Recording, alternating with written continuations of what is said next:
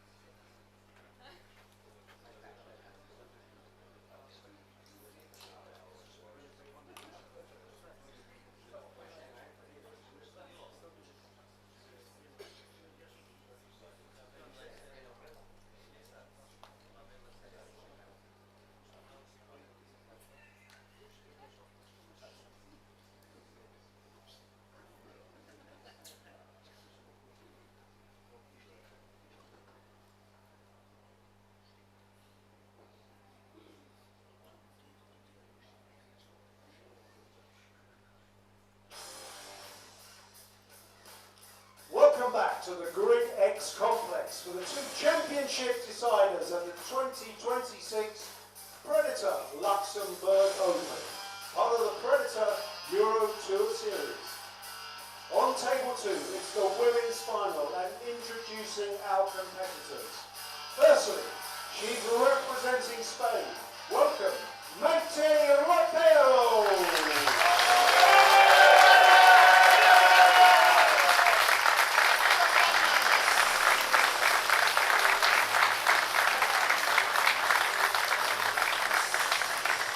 And her opponent, representing Germany, Billard.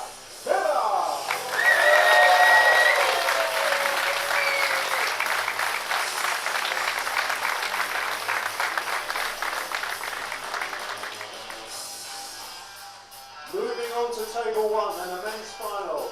So let's meet the players. Firstly, from Poland, Wojciech Szewczak.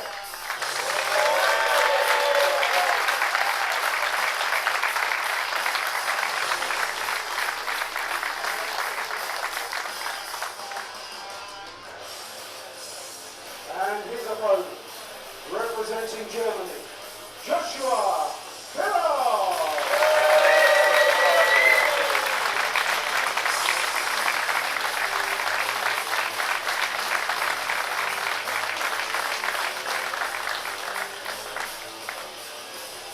The men race to 9 and the women a race to 7. And your referees in charge of the action. On table 2, Iwa of Czechia. And on table 1, Bojana Banda of Serbia. And we'll hand you over to our match commentators on YouTube. On table 2, Eric Olsen and Aria Surati. And on table 1, Tim DeRuyter and Kevin David. Players, you may land on the break.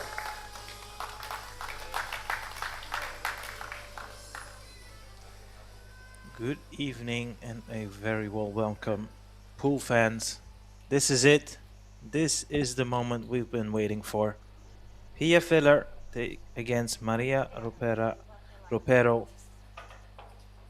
What a great installment. What an exciting final.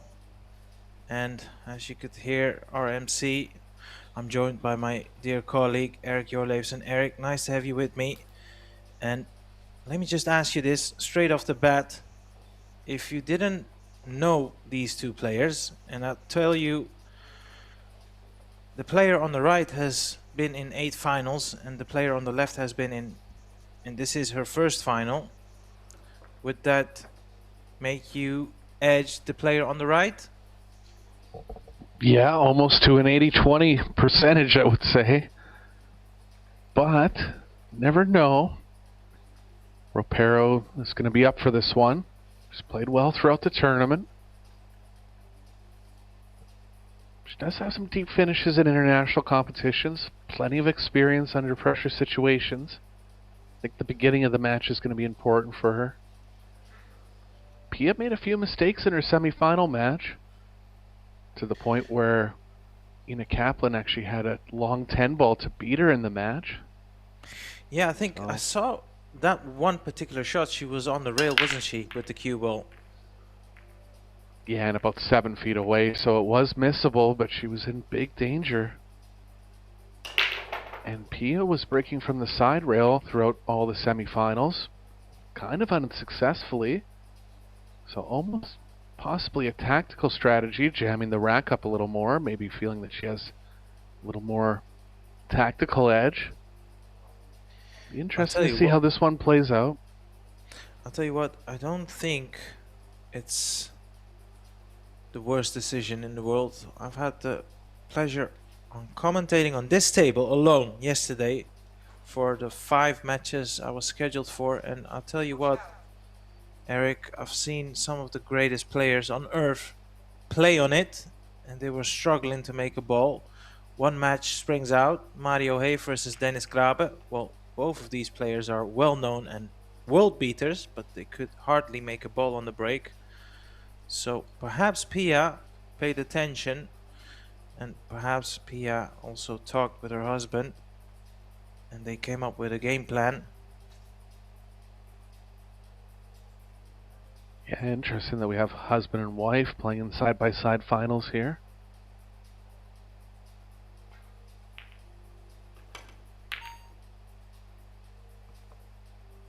Off the mark on a long one. Maria She's left Ropero. it. Sorry. Maria Ropero, also known as Maite. She's got the attributes, Eric. She really has the shots, and she also has the bottle for my liking. But you know, there's one thing to have all these ingredients. It's another thing to make a masterpiece with them. And it goes a long way by making shots like that. Yeah, and that 80-20 statement that I made at the beginning of the match, that's just an on-paper assessment. We're going to have to get the feel of how this match is going to go. But like I said, Maite has to get off to a good start here. Well, Eric, it gets even worse if we... Look, there's a fabulous website out there. It's called InsideESP.en. I should say. So it looks up all the recent results on the sanctioned tournaments and the websites. So the data that is out there and available. And when there is a column where you can find the head-to-head in the top 100 WPA female players as well as the men's. And I've done a look on these players with their matchup, and Pia has won all 8 of their previous meetings. And to be honest with you, Eric, none of them have been really close either. The closest win margin is a 7-4 in favor of Pia Filler, so she's heavily favored. Interesting. Almost surprised that they've played that many times, but that's a staggering number there. The one thing I will say against that is that Ropero's been on a good improve in the last 6 months. So is Pia, though.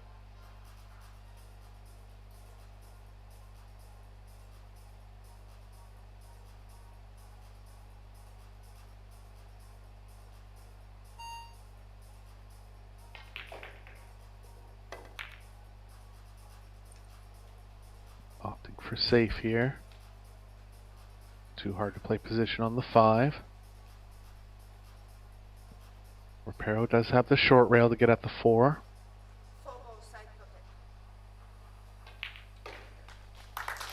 Still a few balls to hide behind. Won't be any standard kick saves here. A bit of traffic in the middle, which usually lends to possibly getting safe. Yeah. See, I don't know where you stand on this, Eric. You know, in individual sports, or to keep it even more relevant in Q sports, when you have a top favorite, when you have a elite player, you could almost compare them to bullies. And when I say bullies, they just, bully the table, they bully the opponent. They're used to being in front and being excellent front runners. So I think, like you said, if there is a player in this match that really needs to come off to a good start, it has to be Maite, because Pia is way too confident in being the front runner. If she can stay close with her and make it tough for her, there will be a moment where she might think to herself, what do I need to do to shake her off of me? For sure, and that match history will play a part in your psyche as well. If Filler gets ahead, she'll just feel like, well, this is the same as the last 8 times we played. And conversely for Ropero, did have a couple small chances in this first rack, but looks like major edge to Filler now.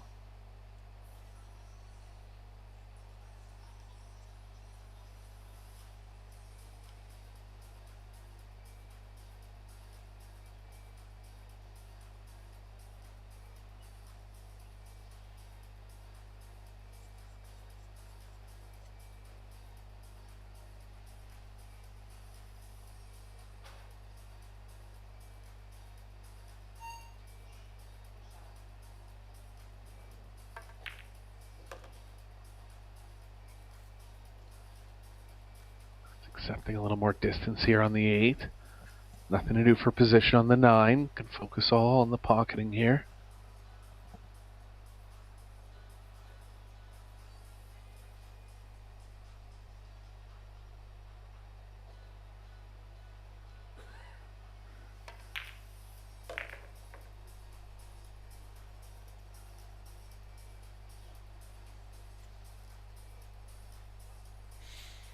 Very reliable stroke, hasn't she?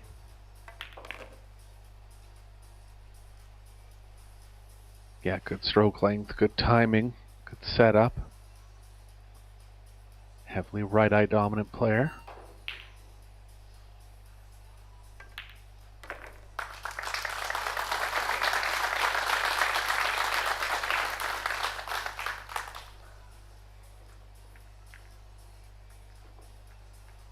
Pia did break and run the first 2 racks of her semifinal set, and then really didn't make a ball in her next 4, or might have even been 6, because it did go the distance. So I think that's why she's stuck with the side rail break. She doesn't have the biggest power on the break, so that doesn't lend as much to breaking from the middle. And the fact that she's stuck with it all throughout the semifinal, I think she will stay from the side rail here. But like I said, did find some success early in that match.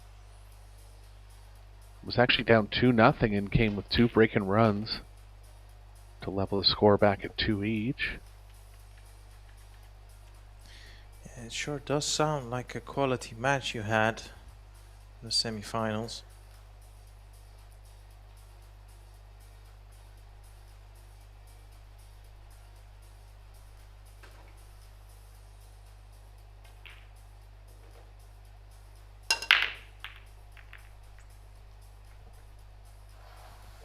For a heavy cut this time, and it made a big mess of the rack. All 10 balls on the racking end of the table.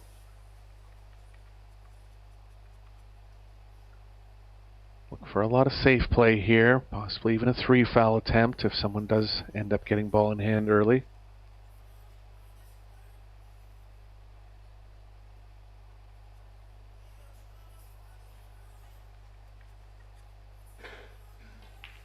But yeah, Aria, I mean, even going with that kind of thinner, soft speed cut does look like it's a tactical move on Filler's part.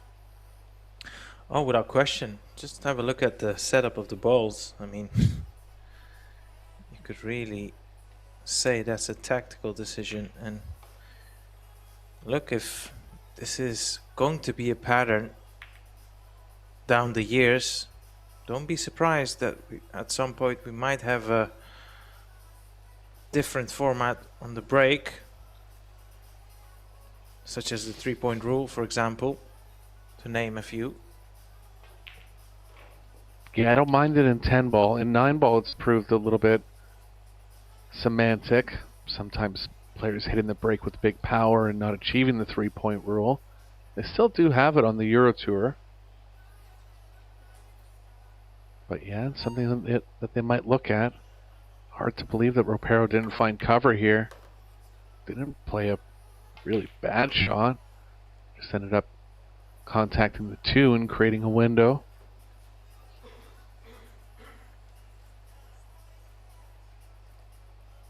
Two past the 4. 3 doesn't really have any pockets. Only underneath it. Taking the 3 to the top left. Yeah, exactly. Might have to play this with topspin. And even if she doesn't land nicely on the 3, like you suggested, you would think the safety is going to be straightforward. And perhaps, because of the angle, she's going to play safe. I think that's the advisable play here.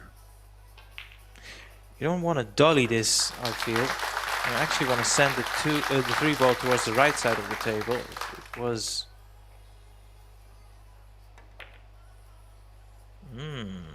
not that cue ball is Cue ball loose. control. Yeah, she can clearly see the putting angle. Yeah, chance for Ropero now. Gonna have to play at a pretty slow speed if she wants to hold to the right of the 5. Same time, gonna take a bit of right spin to come to the left of the 6.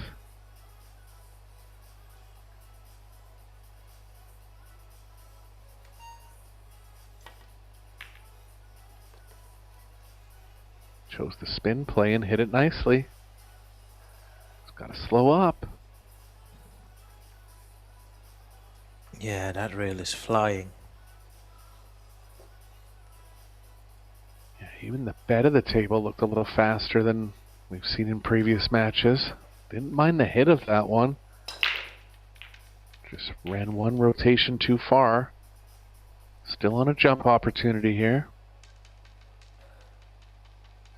It's probably the hardest element to cope with, because if the rail is reacting twice as hard than normal, now all of a sudden you're almost decelerating on the shots, and that's very hard to do and ill-advised. Yeah, and your brain is just kind of trained on a certain speed. It's tough to convince yourself to kind of hit the ball lighter sometimes. But I know what you're saying. That deceleration is something that all players want to avoid.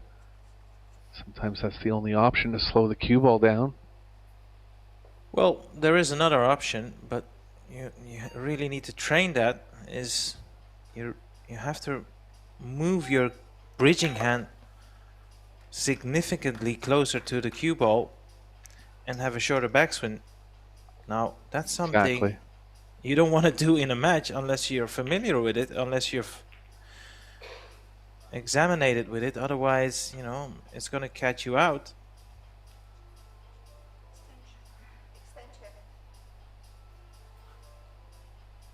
Yeah, Earl Strickland just did an hour-and-a-half interview on the Boom and Freezer Show podcast, and the most common theme that he kept up was the conditions of the table. He likes to complain a little bit, so it was more about making the conditions better. Ooh. Nice ball from Pia here. But Yeah. coming from one of the best players of all time, he really focused on how important the conditions are, and it's true. And being able to adapt to those conditions.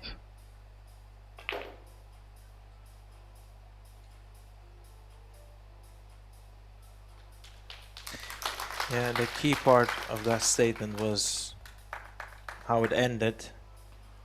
Being able to adapt, that is one thing, one skill that is, you couldn't put a price on it in any sports. That doesn't only go for cue sports. It's the same for fighting. You could be the greatest fighter, unbeaten, but when you're out there and something throws you off, you have to be able to cope with it. You have to be able to roll with the punches to keep the fighting analogy alive. And if you're expecting everything to be plain and simple, then I would suggest already you came into the match with perhaps not the best game plan, or mental game plan, I should say. Yeah, golf is another great example of having to adapt from day to day. Reparo played a great shot on the 6 there, got good on the 7. She's looking good to take rack number 2 here. A little too much angle on the 8. Bunch of positional options on this one. Actually don't mind drawing into the 9 here, Arya.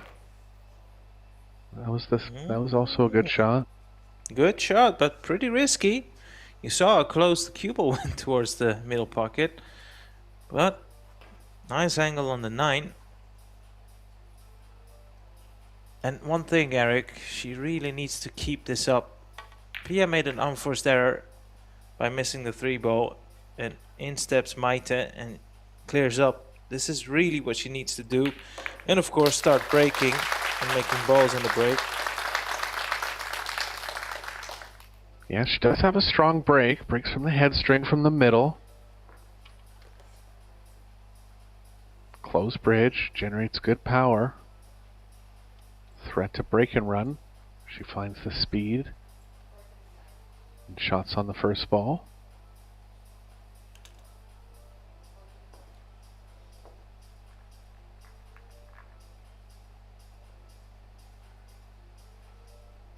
Well, I think that was an important game there for Rapero because things were kind of going a little sideways right from the get-go. She did come out with a good shot on the 6.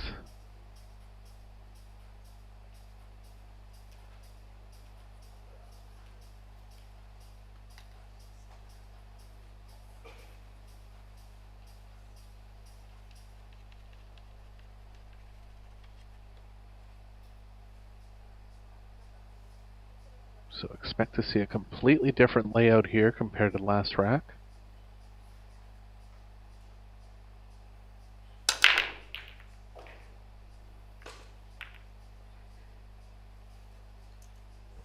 Hit them well, but nothing down. 3 ball's going to be a bit of a hindrance for Filler.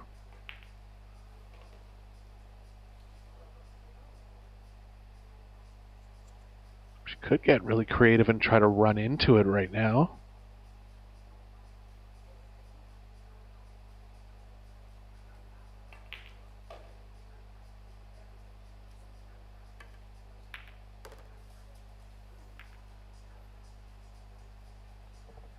Not bad, got her in a better position.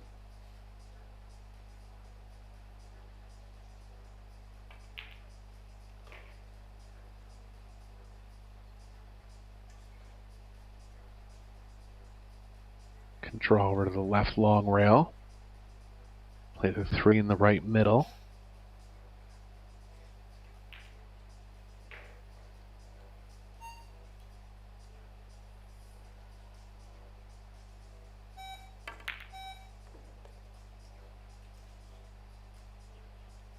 I have to say, I wasn't convinced that the 2 was going to drop, having hit the rail so early.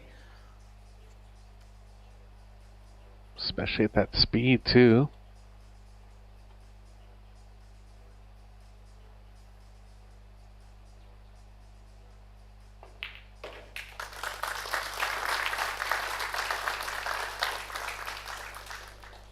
That ball was always banking a little long, and it did end up going long.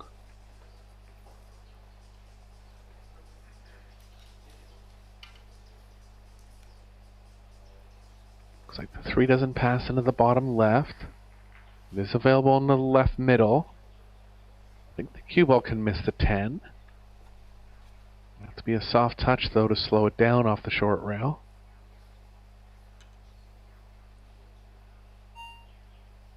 These ladies are playing for a 3,500 top prize, and Pierre, her husband, on the other side of the arena, he's playing for 7,500. So if they both manage to win, that's 11 grand banked. Safe to say they will enjoy their dinner after this.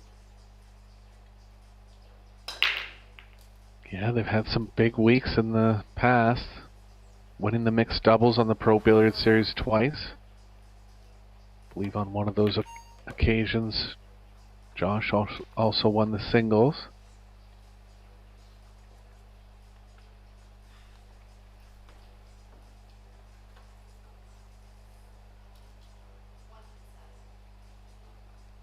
I'm sure they both enjoy the support of each other on tour, goes without saying.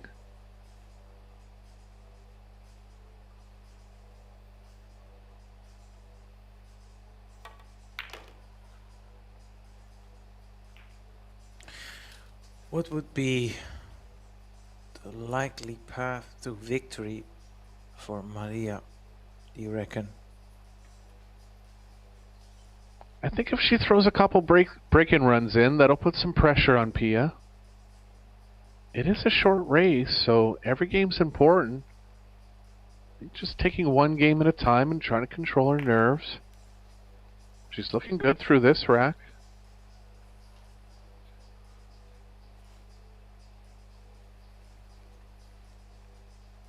I mentioned earlier on, I really feel like she's improved, if you want to use Fargo as a rating, at least 30 to 40 points in the last 6 months. Again, I did mention I feel like P is improving as well, but she's kind of getting to that point where she's a threat to run a rack at any time, whereas before maybe she'd get through about half the racks. So no reason she shouldn't believe that she can do well in this match. Oh, absolutely. You know, when you're out there, when you're playing, you should really, even if it's fake it till you make it, you should really feel like you can beat anyone. Otherwise, what's the point? You might as well shake hands.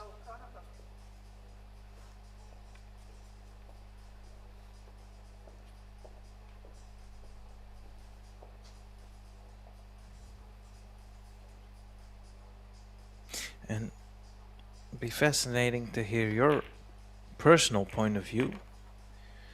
I always had this mantra when I was out there competing: whatever you do to me, I can do to you. Absolutely. Self-belief is a highly underrated thing. And a lot of people that don't believe in themselves would never admit it, but you have to be honest with yourself and find positive mental attitude strategies to really just say, especially in short race situations. No reason you can't come in as an underdog and at least put pressure and see where the match goes. Yeah, Just doing absolutely. that so far here. And even if you're not as all-round as some of the players, which happens all the time in sports, it doesn't mean that you cannot win. See, if you're confident in what you're good at, exude that, you know? Stand at the table, be tall and proud, and go, you leave me a shot, I'll clear up. That's as simple as that. And if you can exude that and you start believing that, and then obviously the most important thing, if you can show that and display that, then your opponent's going to think, well, if I miss, she's going to clear up. So I cannot afford to make a mistake.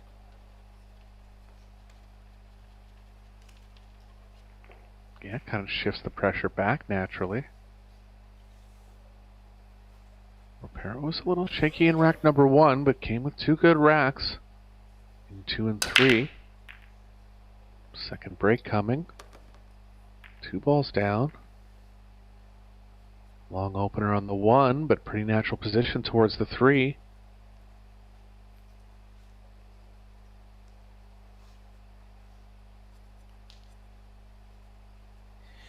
And lastly, on that point, Eric, I believe that's one of the reasons why when you have 2 elite players playing one another and they're having to play a push out, they never leave a shot on, because you know they are well aware the dangers that lie ahead, so they pretty much have to play safe and come out of a safety shot just in order to keep the rack alive. Yeah, those are some of the most interesting scenarios in rotation. 2 world-class players are going at it in push situations.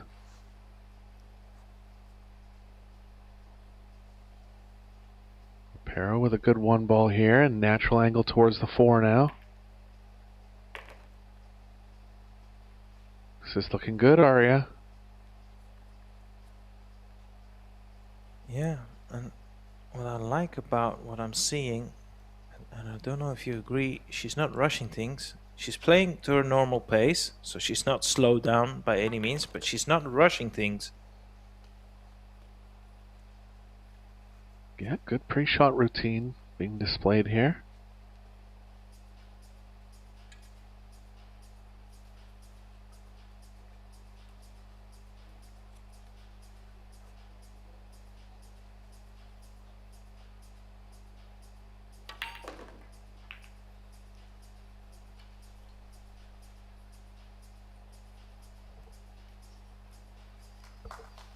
Not the best angle on the 6. Going to be tough to draw back for the side. Cue ball strong into the 7. Looks like she'll be forced to take the corner here. Just has to settle herself. These are the small little shots. Doing best to get good on the next ball. For example, here it's a little underdrawn. So she's brought the miss into play. Still reasonably comfortable. Yeah, exactly. She needs that cue ball to travel at least towards that middle diamond area. When I say area, it hasn't. It does not have to be on the side rail, of course, as long as it's the parallel line of the second diamond. First diamond is even better when you're in close range. She's hitting the ball well here, Arya. Yeah, she's timing it Hasn't well, been- absolutely. Yeah. Hasn't been layup runouts, but she's come with 4 or 5 pretty good shots. Wow. And it's going to add up to an early lead here, likely. I'll tell you what, the moment that cue ball hit the rail, I thought, oh no, here we go. But it stopped in time. Yeah, even on that one with really 3 feet of distance to be comfortable. Almost overhit it.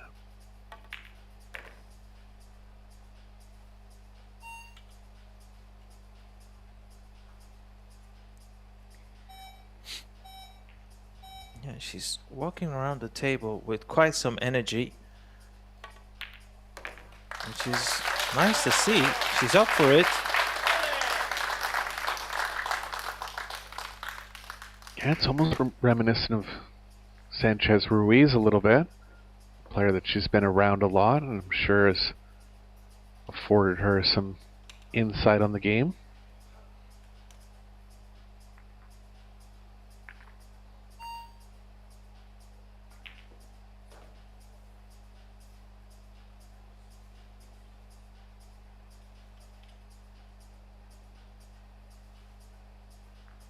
Back to 2 breaks now for filler.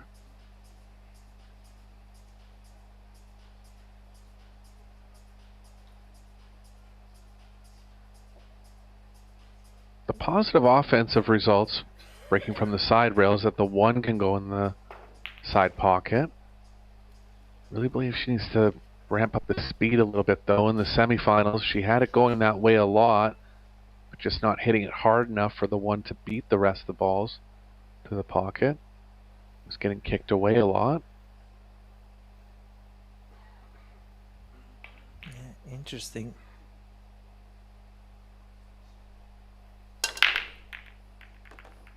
There she goes on cue, making the 1. Ooh. But she's not going to be on the 2. Well, it sure doesn't She has look the left like it. Yeah, and the point's in the way of the left edge. Will she even entertain the jump here? Could be a game winner. The 4's in top.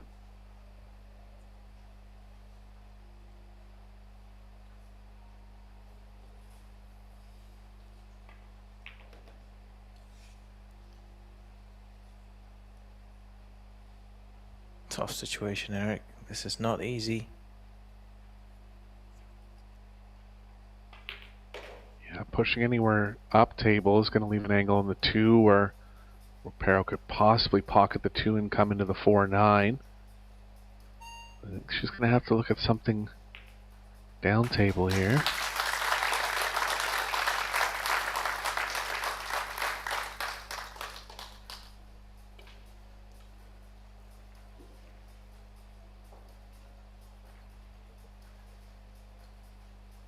Doesn't have the right edge. This is a decent push from Pia here. Can try to get the cue ball in line with the 4-ball stack near the racking area. Nicely played.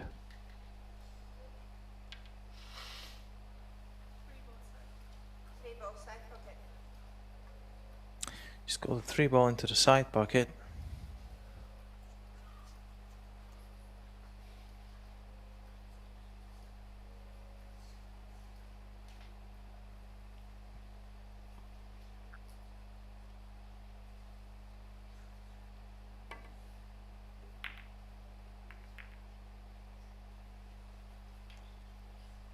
Good square hit.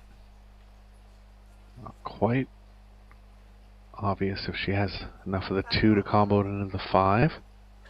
Well, from this camera angle, you would say she has.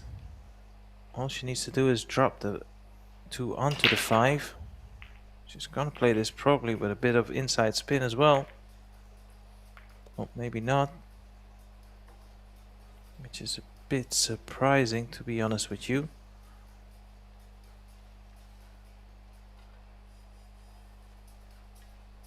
Long stretch here over top of the 8. Again, gonna be a little tough to slow the cue ball down, considering the speed of the tables. This is very, very hard to reach. Yeah, I would be getting the rest out, or the bridge as they call it.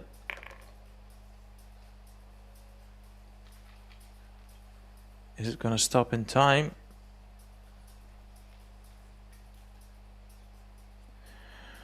Well, even I mean, she might just be able to putt the 3 ball, but she cannot get on the 4 into the left side pocket, because that seems to be the only pocket available on the 4.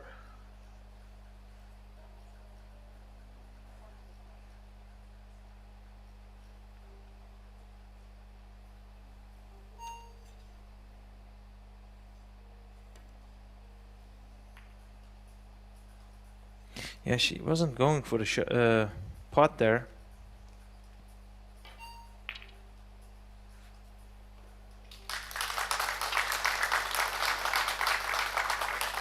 It didn't occur to me that the 4 was available in the left middle, but it looks like it is. She's on a good angle here to possibly get into the proper area for that.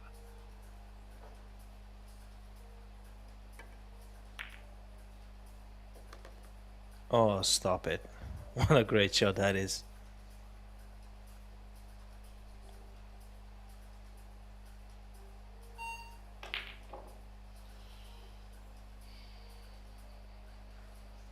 A little short here and a lot of traffic coming around 3 rails.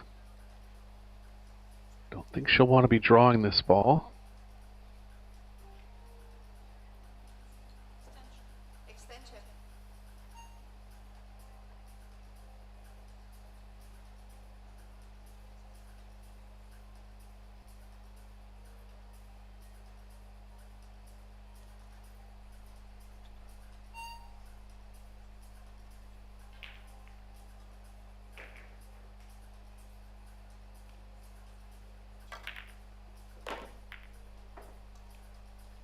Want to hit the 10, and then the cue ball's going to get in line with the 8.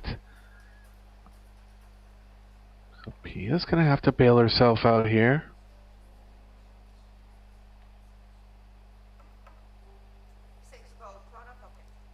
Pretty big game in the overall context of the match. Absolutely. Yeah, she's called the side. I think that's the better option. Initially she called the bottom left, but that would mean she's going to hit this 6 ball pretty full, and that wouldn't be in her favor. Yeah, quarter ball contact was always the way forward.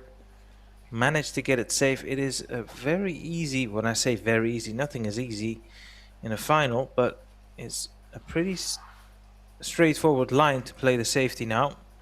Send that 6 ball onto the middle diamond next to the 10 ball, and the cue ball towards the left from this camera angle. Here you go.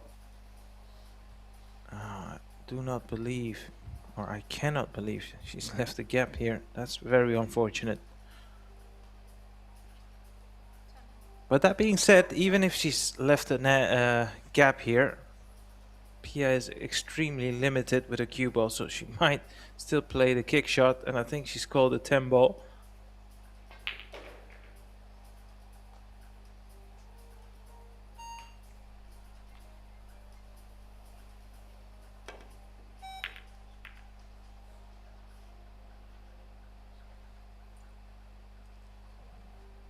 Decent result again.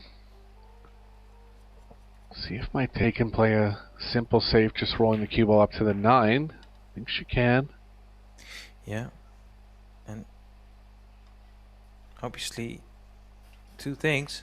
She needs to hit a rail, and if she can keep that 6 ball away from the rail, this is pretty easy target to hit now. If that 6 ball was at least a diamond away from the rail, it would have been a different story.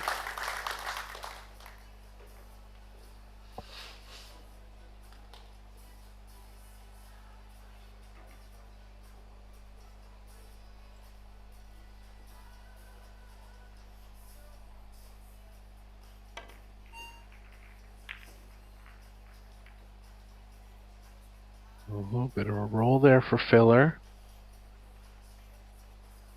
If Maite wants to get aggressive here, she can try to play the cue ball behind the 7. Won't be able to get the 6 all the way back onto the short rail, but could line it up with the 8-9. Or, alternatively, she can send the 6 towards the 7 and leave the cue ball on the bottom side.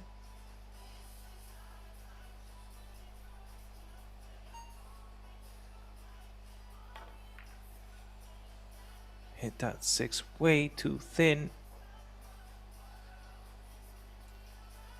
As always, when you play safe, your first and most important goal is to leave the object ball safe.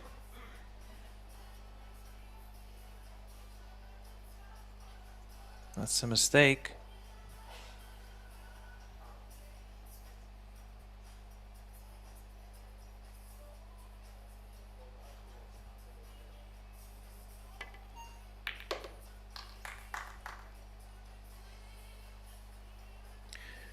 She's not landed perfect on the 7, mind you.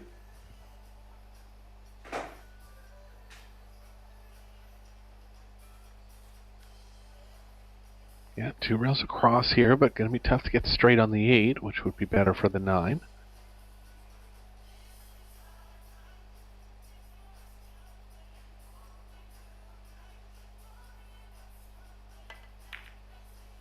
She's not left herself perfect on the 7. Pia Filler at the moment is looking very vulnerable. And Maria, you really need to punish her and build a strong lead.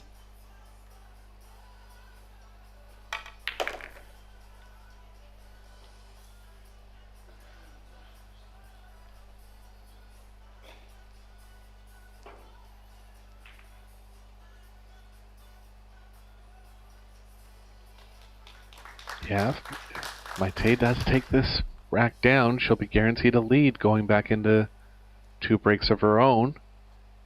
She did have a break and run in her first set of 2.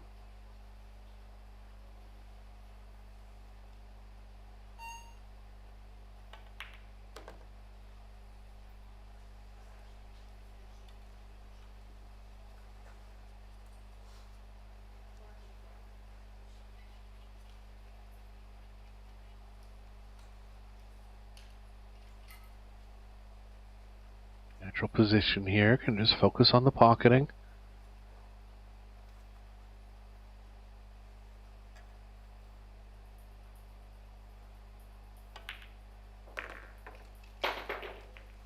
Decided to hit it a little more aggressively, drawing it direct into the short rail. Good play. And look at this. Against all odds and against all previous encounters, she has a big lead. And Filler gonna take a little break here. Got the men's final going over on table number 1. You can see that in the bottom right of your screen. Feel free to click over to that match while we're on break, and we'll be back in about 5 minutes with the conclusion of this match.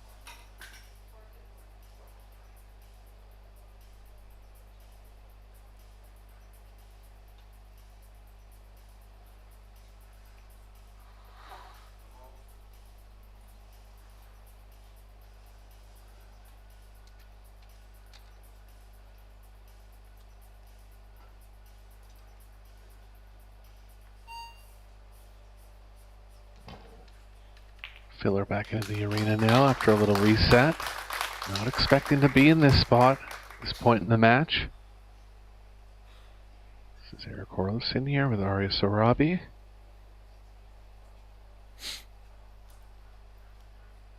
Yeah, that's a fair statement, Eric.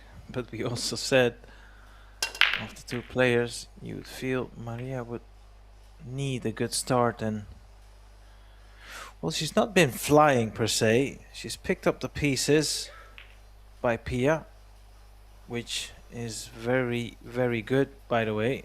There's nothing bad you can say about that, but she's not been flying herself just yet. But you know, if there was ever a moment to do that, it's when you're 4-1 ahead. And Pia sticking to her guns, breaking from the side, which is, well, only once she's dropped the ball. So, well, be interesting to see if she keeps it up or she's gonna switch it up, because those are not high numbers on the break.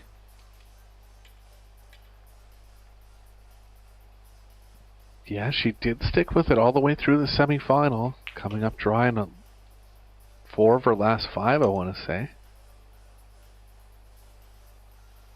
Yeah. Gonna have to make a decision quickly here, because she's stuck in the scoreline. Absolutely, and you know, just before the break, mini break, we were talking about the subject adaptability, and that is one part of it as well.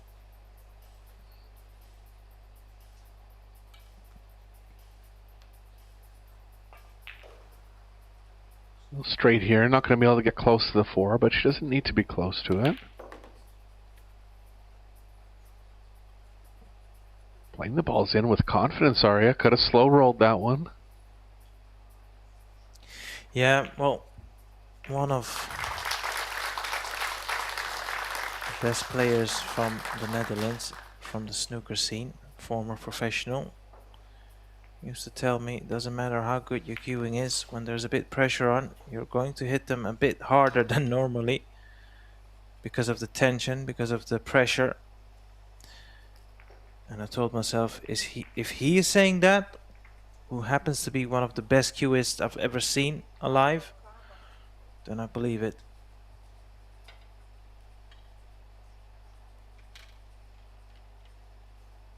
Decision time here for Ropero. Looks like she's going to stick with offense.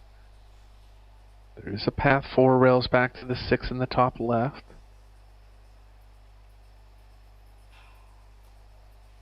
It's going to need some right spin. She's not afraid to spin the ball from what I've seen. Missed it by so much. I almost want to say she was playing safe, but wasn't really wasn't really a safe over on that part of the table. No, but I think she was trying to play position for the 6 into the side.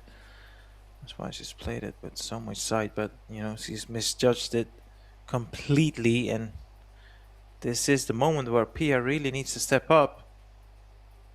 Cannot afford an unforced error right now.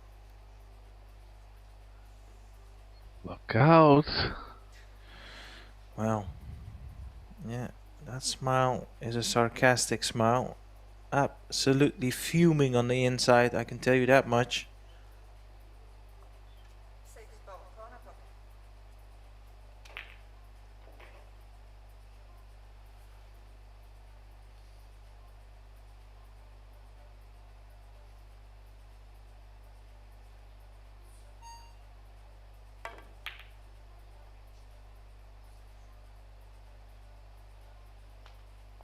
She can leave it in the side. Doesn't appear so.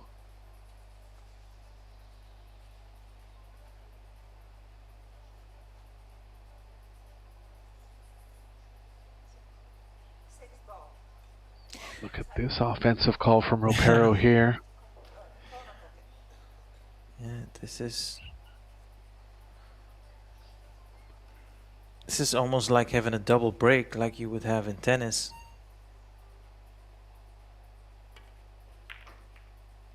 It's close, but it's not in. Yeah, just decelerated a little bit on that one. Decided to go for it, had a bit of a cushion.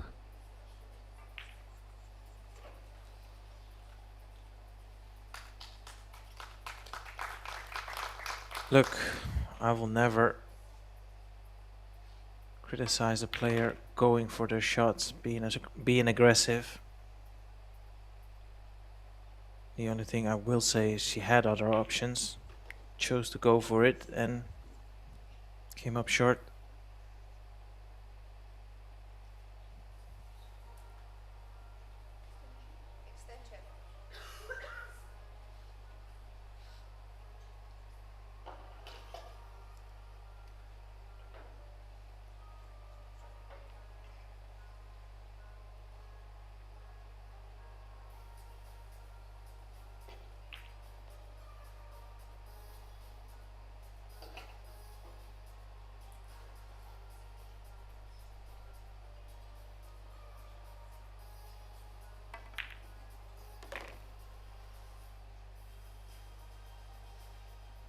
This one. Yes, he missed a similar type of shot like this. On, I believe it was either 2-1 in favor of Maria or it was 1-1.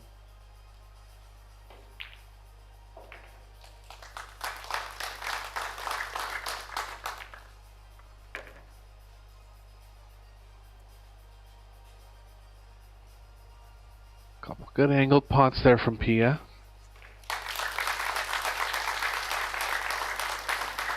You do wonder, Eric, how important is this rack going to be? Both players have had at least 2 looks.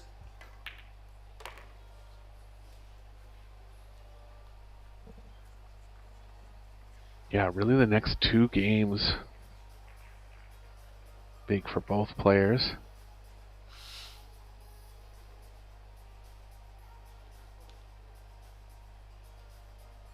And it's going to go back into Ropero's breaks here for game 7 and 8.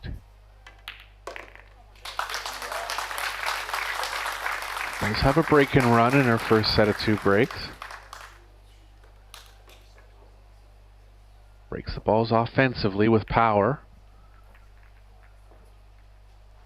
See what her fortune's like. But as you were saying, Aria, power is not necessarily a recipe for making a ball here. Table's been breaking tough over the course of the week. Yeah, it has been. I keep referring back to that match between Mario Hay and Dennis Grape. In the end, they started making balls, but even when making balls, no shape on the next shot.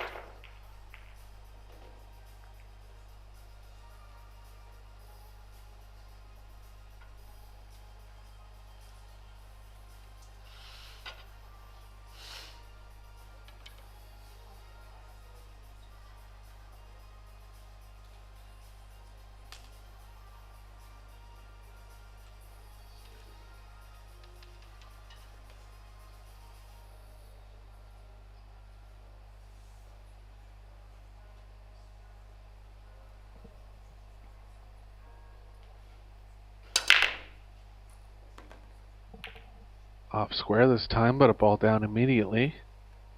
The 1 gonna get over the corner enough? Enough to pocket it, but no way back to the 2. Oh, this is an interesting situation here. Yeah, I don't mind what she's looking at, just 2 rails back and into the window of the 4-8.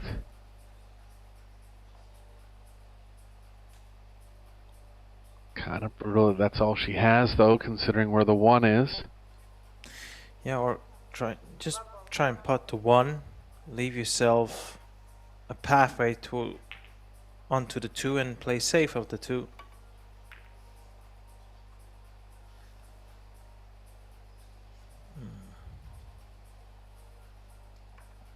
Pero just staring that ball down. It actually had a slight roll forward even after it kind of came to rest, but didn't drop.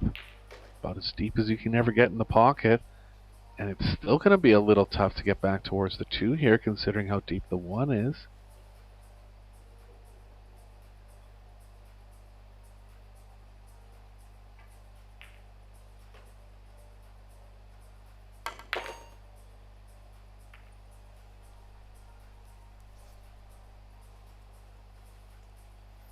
about good as a bump as she could get there.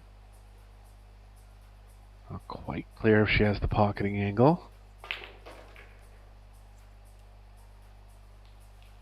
Looks like she does. Nothing wrong with playing safe here, though. A lot of traffic moving back towards the 3.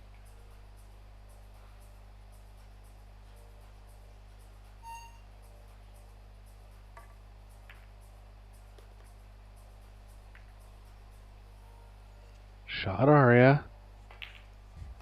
Yeah, and all of a sudden she's starting to get all of the rolls, which I feel has come out of nowhere.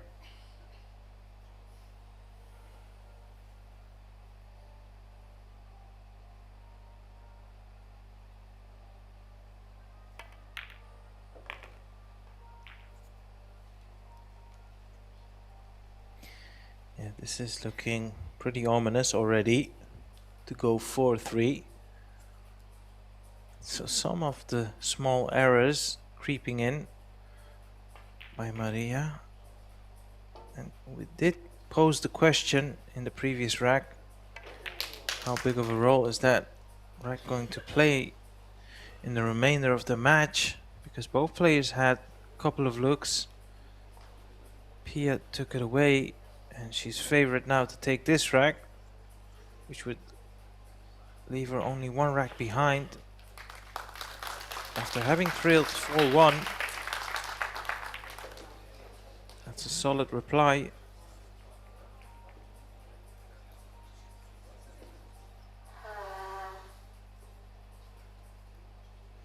Yeah, likely coming with a full table run here out of a tough starting position. So as champions do, given the chance, she's taken full advantage in these last couple racks. Yeah, I like that analogy. And you know, her husband, Joshua, I had the pleasure to do that previous semi-final, blockbuster semi-final versus Viktor Zielinski. It was nip and tuck all the way, and just around 5-0, Joshua got an unexpected chance, punished like you would expect from him, and never looked back ever since.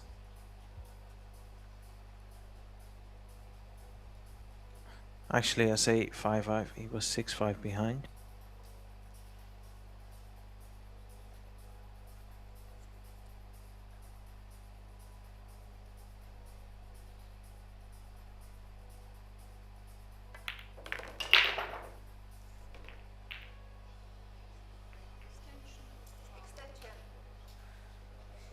Men's final currently at 5-4 in favor of Filler over Shevchuk. Race to 9 over there.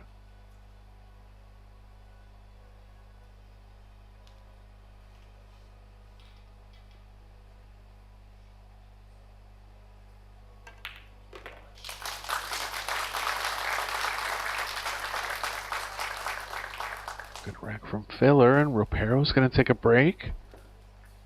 We'll take a break as well. Both players using their timeouts around mid-match.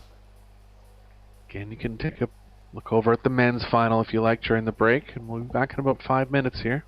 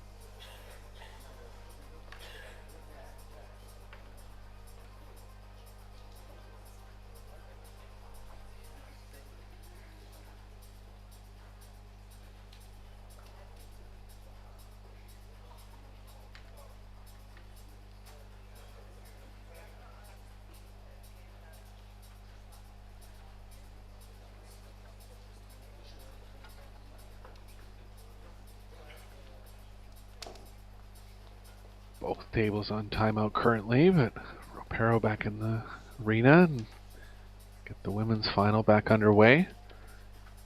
Sarah Carlson here with Arya Sorabi. Entertaining match so far. Ropero went up 4-1. 2 on the trot now for Filler on the comeback trail. And she's scratched on this one.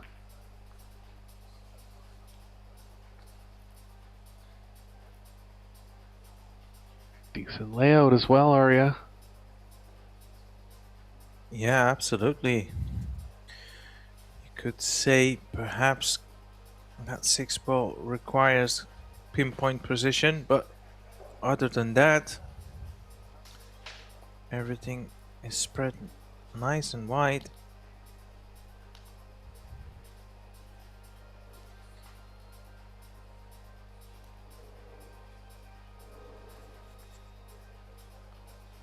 Gonna try to get close to the 2 here. I like this. Should be a fairly easy 1 rail position. From the 2 to the 3 in the side.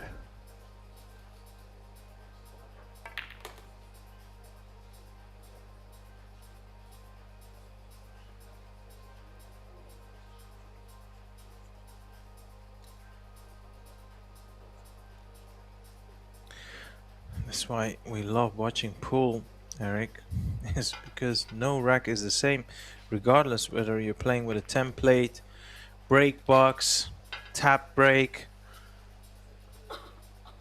So many twists and turns, otherwise you would be making boatloads of money by betting on these matches if everything was predictable.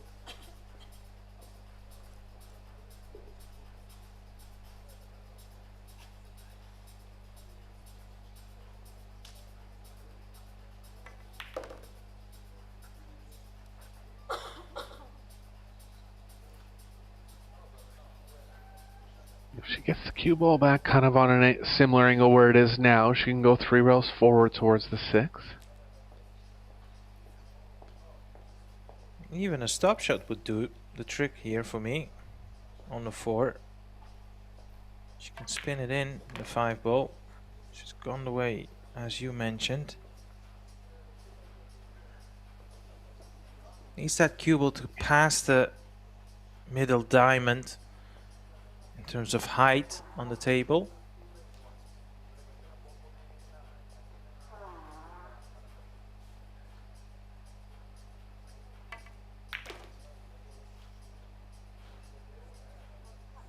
Almost overspun that one, but got away with it. Grazed the 6, but didn't spoil the party. Yeah, once again in pole position to draw level. Quite remarkable. She was 4-1 down and she looked very vulnerable, and I said it at the time, but at the moment she's looking like the player who I suppose many of us would have made favorite coming into the final.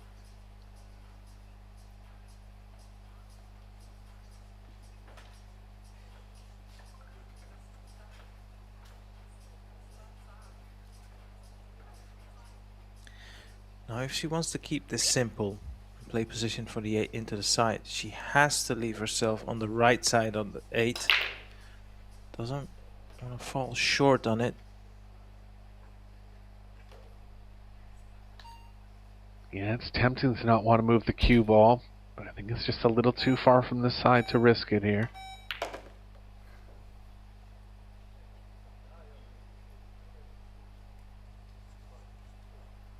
And again, Arya, the speed of the tables is going to play a factor on this one. Yeah. She's going to need to play some left spin to make the line a little longer.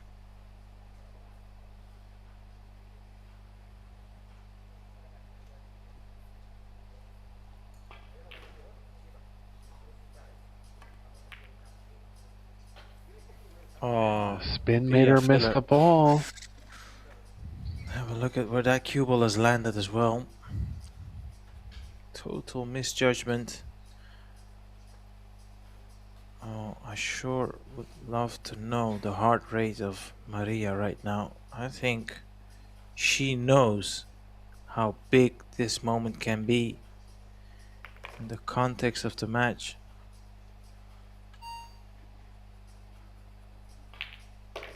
Cue will stop just in time. That tempo otherwise gonna hamper her bridging hand. Yeah, the falling angle's kind of playing on a straight line with the 10 here, so gonna some left or right to get proper on the 10. Exactly. So she needs one more additional good stroke here to get this rack over the line.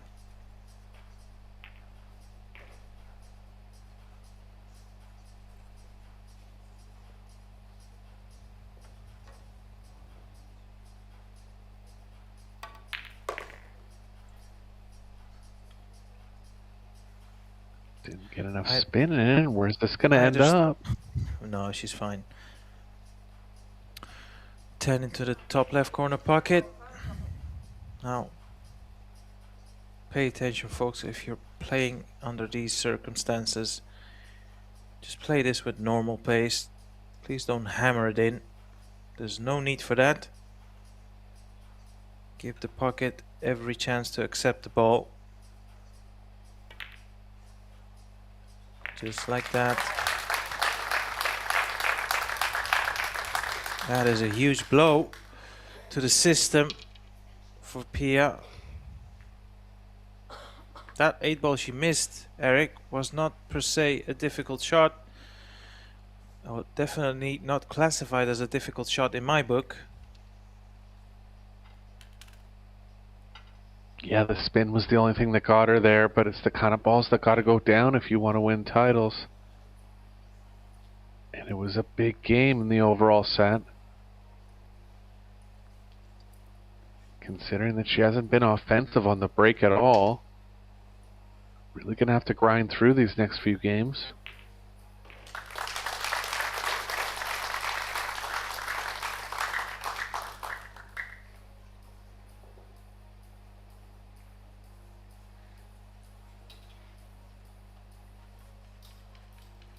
Well, Spain has had a long list of male players that have been successful on the international scene for 15 years. And it's good to see the female side pulling up as well.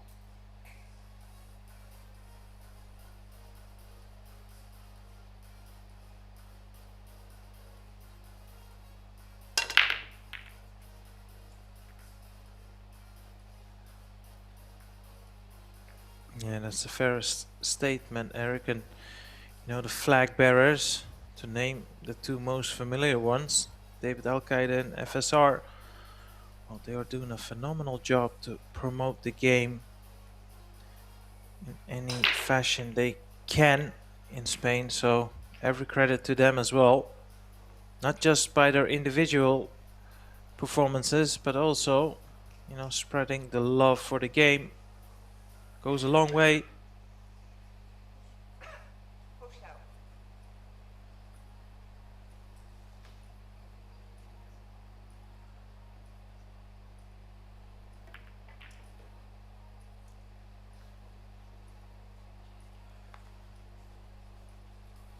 Dangerous there.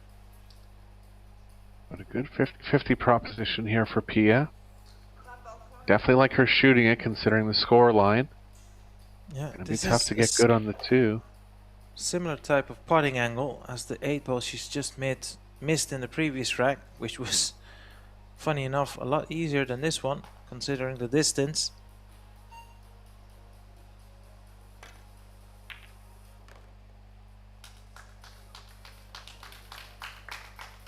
Hard to the pocket this time. No shape She's though. upset about it, but I think she can roll behind the 10.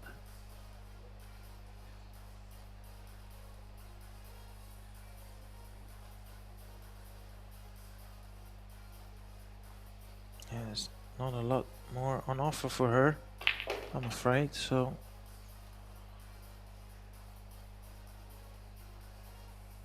needs to commit to the shot, as you've mentioned. No, she's gone the other way. She's got it safe. Well played. Yeah, good creative shot there. Must have thought she had to cut the 2 a little bit, and the cue ball was going to pass the 10 on the left side. But a good save here. Have to see going forward in the rack if the 8 passes the 10. But a lot of play to come before that. Extension. 2 ball, corner pocket.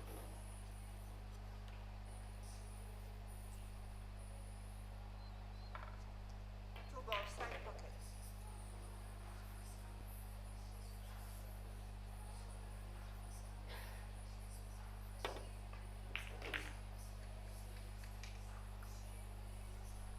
Just gonna leave this one.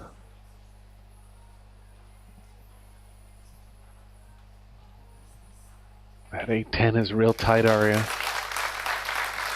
Yeah, it is, and to the point where you feel like playing the carom is almost easier than playing shape on it.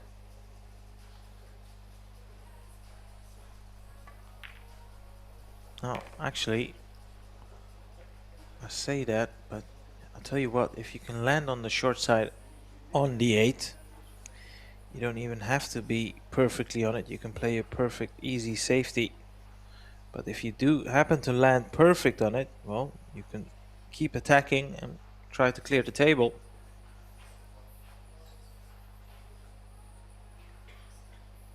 Yeah, I'm not 100% convinced it doesn't pass, but no point on guessing. We'll see by how she plays the run out here. And it's going to get in the way of the 4 now. Makeable jump coming, but it's got to go. Yeah, that's a mistake. Didn't want to run into the 4. She's lost the cue ball, and yeah, sure, she's got good odds to make this, but she needs a bit of luck as well now. If she wants to land nicely on the 5 ball. I'm on the fence on this one. I can't see her land on the 5.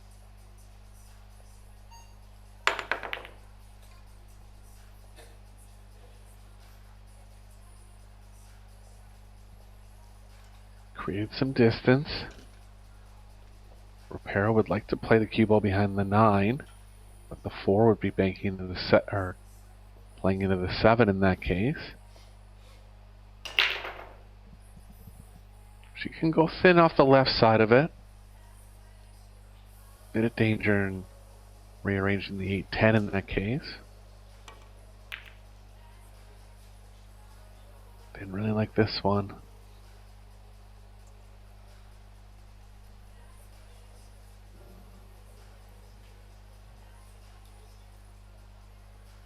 Rail first is going to be the only way Fielder can get back on the 5 now.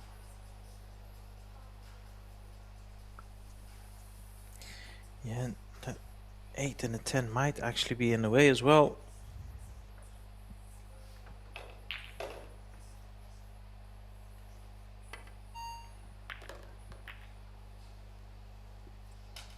Well, she's opened that problem up.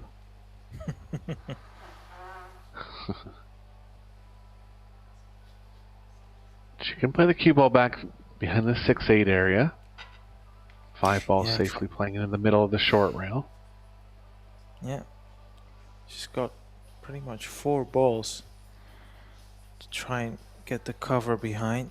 5 towards that 7 ball, like you said, on the short rail, just like this. Nice pace, good line, and a good shot.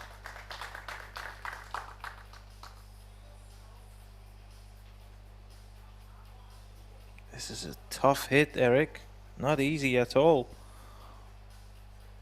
Yeah, Reparo's going to be wanting to be getting past the side pocket on the right long rail, and I think it might not be there. If it's not, she's in tough. I tell you what, this is one of the very rare moments where I would even consider a jump kick shot. Jump over the 6, the 2 railer. Oh, okay.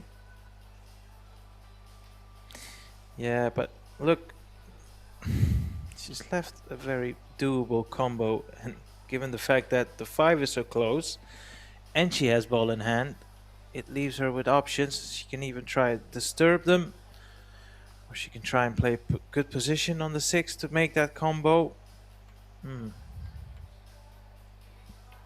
Not Yeah, I so like sure the about that combo one. here.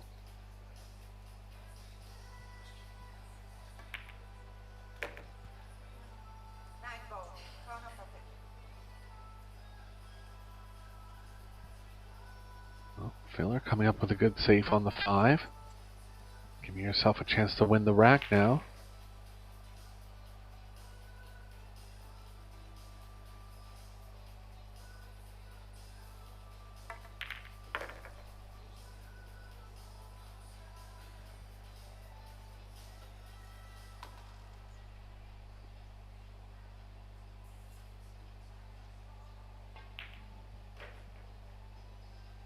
Wants to come straight back. The way she's looking at it, feeling like it's possible she has too much angle for that.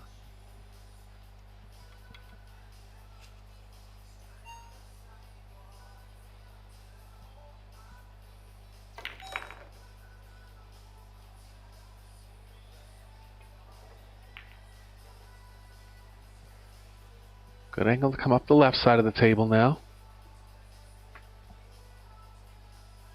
Yeah, important positional shot coming up. Wants to land comfortable on this 8 ball. She's had a couple of these, well, testers, if you want to call them, and they've not been all that kind for her so far.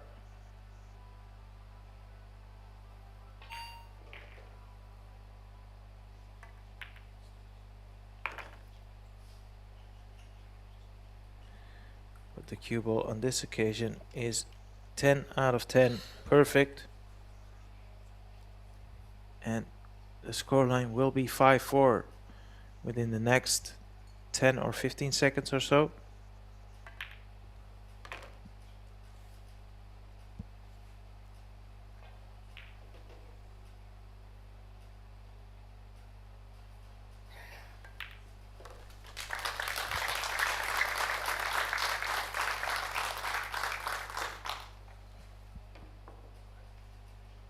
One more break coming from Ropero here. Oh, pardon me, it's Filler to break.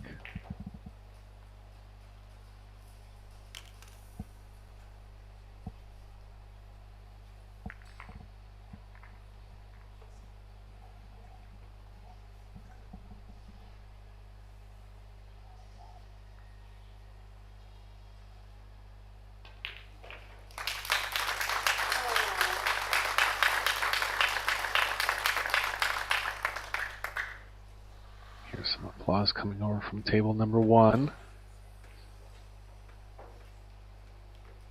And Filler's taking the lead 8-4. So he's caught a gear over there. And considering the 2-break format, he'll have at least 2 breaks to claim the title.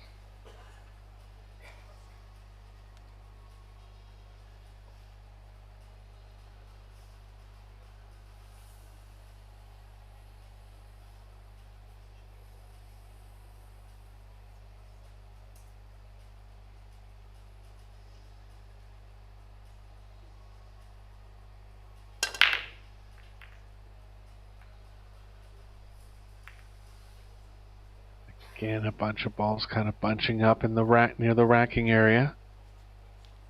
They all have pockets this time, but it's going to take some tight cue ball movement.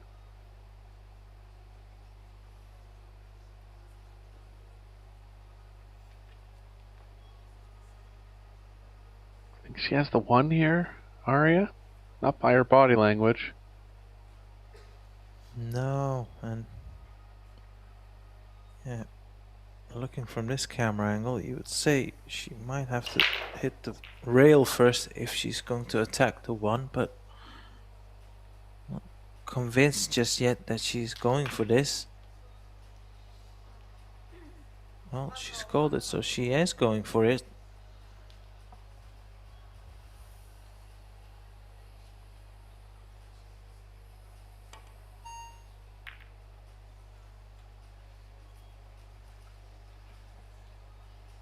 Good attempt, but she's going to leave the 1 for filler.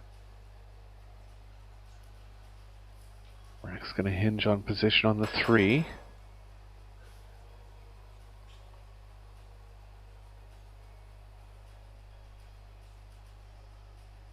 Pretty thin here. She can find a way to get the cue ball back near middle table. Will be options towards the 3.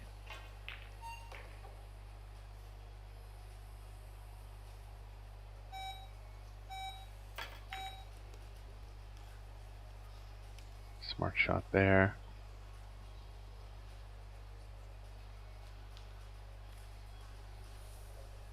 A lot of options here, Arya.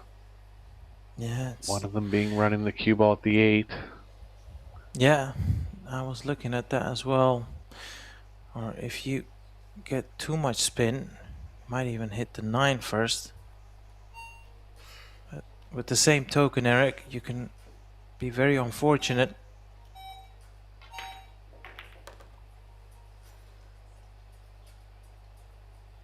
This was ambitious. Avoiding them all, and she's done okay. She's done more than okay, I feel. This is a good shot and a good chance for her to draw level. I'm not saying it's easy though.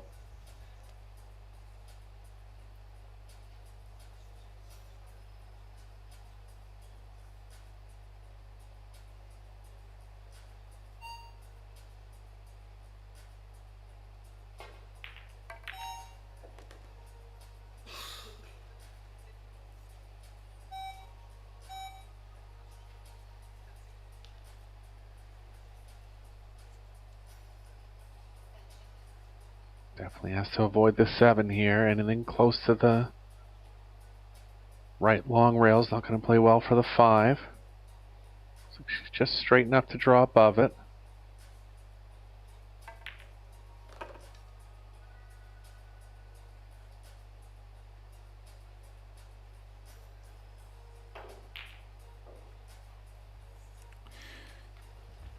We mustn't forget a couple of things, Eric. One thing, she was 4-1 down at one point via filler. And her opponent, she is in her very first EuroTour final. So these are factors we cannot neglect. Right now she's looking favorite to make it 5-0.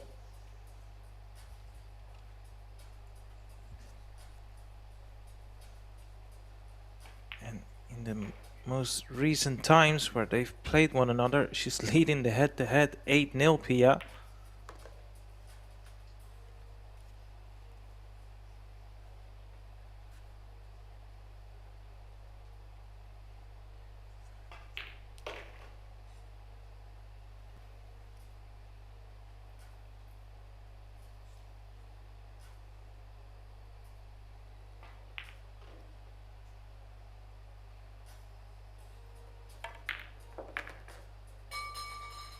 Yeah, she's definitely played her way back into this match.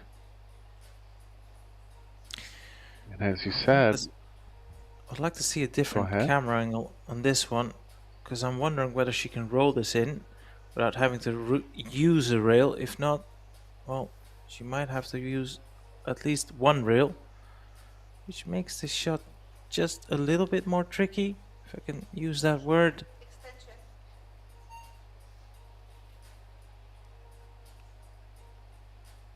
Yeah, I think it is too much angle, and to the point where she can't just play a little soft draw over to the right side of the table.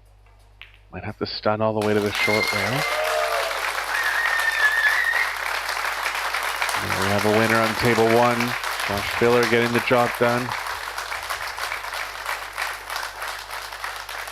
Training from Wojciech Szewczak.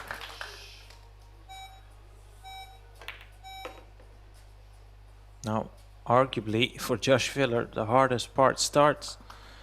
You've heard so many family members of top athletes say this over the years, that watching it is actually a lot harder than playing it.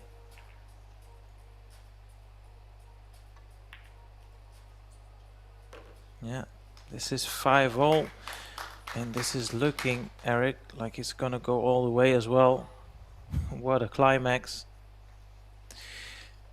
Her husband, Joshua Filler, already banked 7.5. She is well in the mix for that 3,500 euros for the winner. Only 2 racks away now.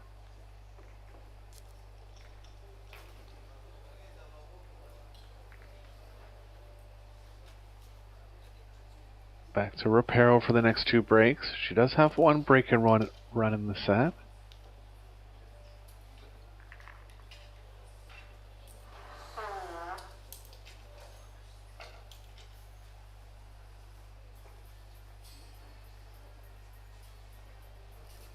Bit of a smile coming in the face of Reparo. Just trying to calm herself down for what's to come here.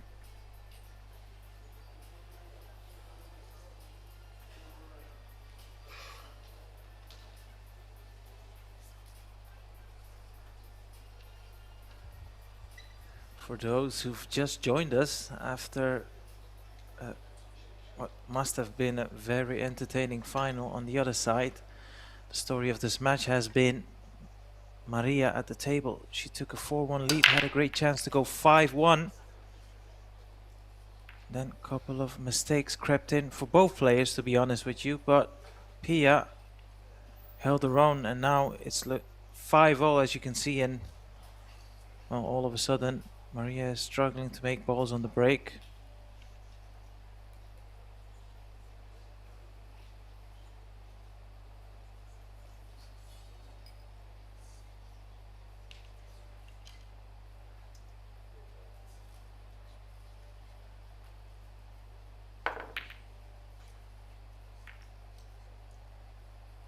Thought there might have been an angle to just slow roll onto the 5 there.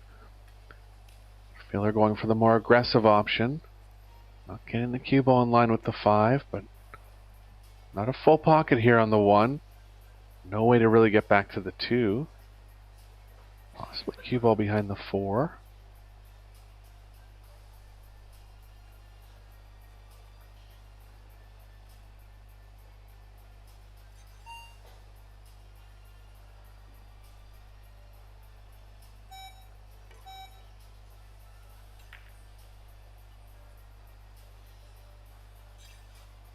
One's come out a little too much, and in a way where it's possible for Pia to get on the 2 now. Yeah, she can use the kitchen line as a reference point.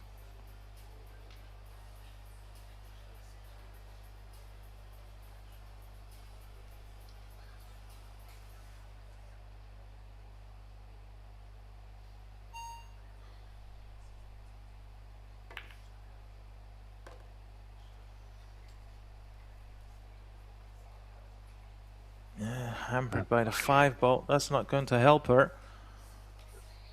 Yeah, a bit of an unlucky roll here. It's always going to be all the tough to get on the 3. But way too tough now. She's still going to try to pocket the 2 and find a safe on the 3 here.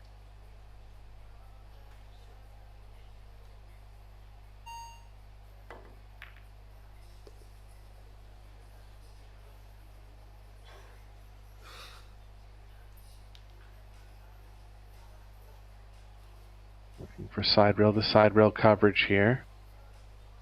She can cut the 3 into the 10, pinpointing where the 3 is going to end up.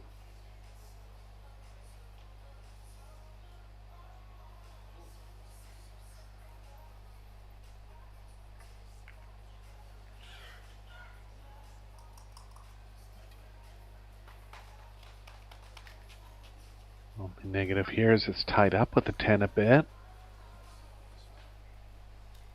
Like slow rolling onto this.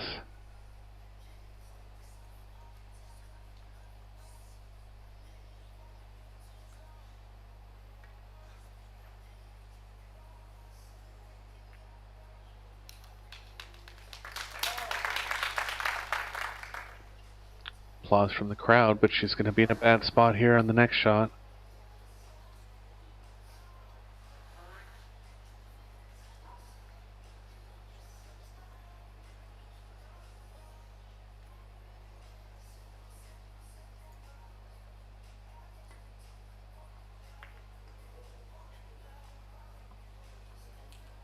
Might have even froze the 3 to the rail.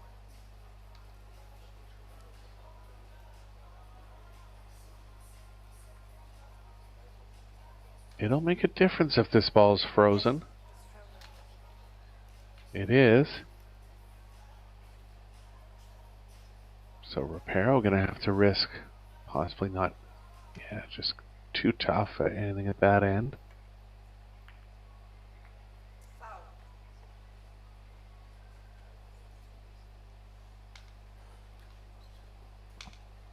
Don't forget Filler has to hit another rail here, besides the one that the 3 is frozen to.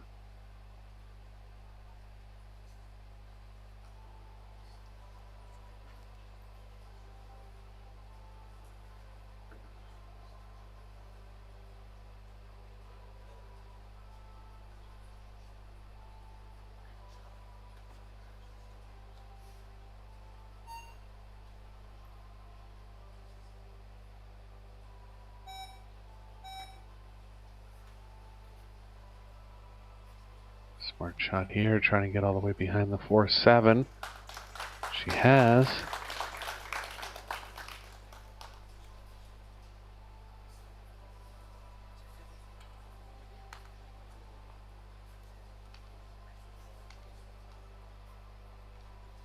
Reparo has 2 rails off the left long rail.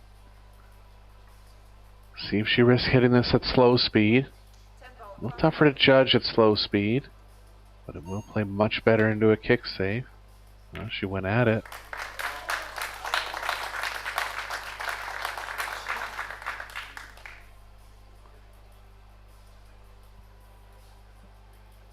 A little too aggressive for the combo here, I think, Arya. Yeah, and not just that, Eric. Even if you get close, you're not guaranteed to have a shot on the 3 ball. So remains to be seen, though. It's not like Extension. the safety was straightforward. Otherwise, she would have played it by now. Yeah, she can play a 1 pocket type safe here, banking the 3 kind of near the 8-9 and following the cue ball into the 4. It's pretty creative, not an easy one to see.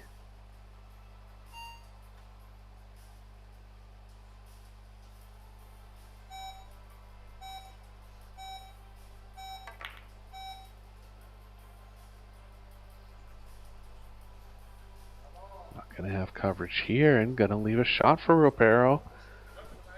So a break in this game. It's going to be Reparo with the first chance.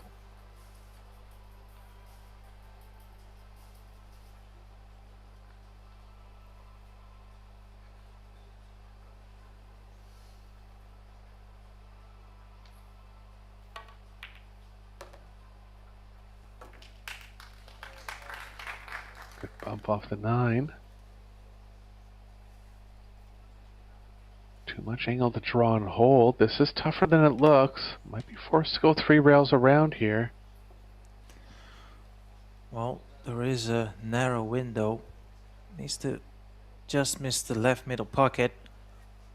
Come in between the 9 and the 10. A lot can go wrong in this shot. It's a type of shot you see in many routines.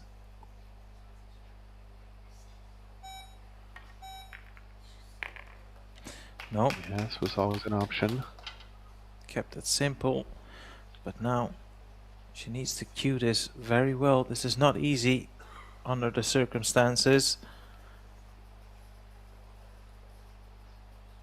See if her Mighty X practice shows up here.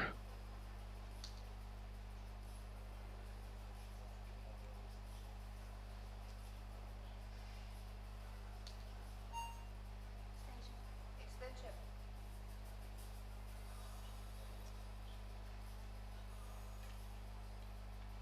Definitely some doubt in this one.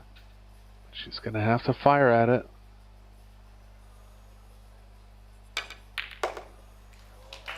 Got it. Overdrawn it.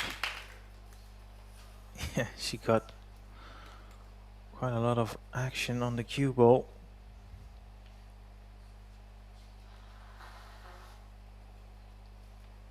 Natural position towards the 7, but off-angled in distance. Big pressure, going for her first women's EUROTOUR title. Yeah, you can hear a pin drop.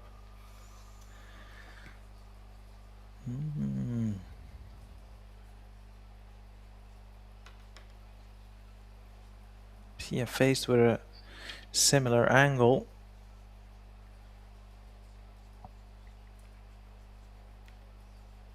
Yeah, I don't mind just playing the cue ball to the middle here. Ropero tried to go all the way to the short side, but I think it's just a little more natural not to bother spinning it over.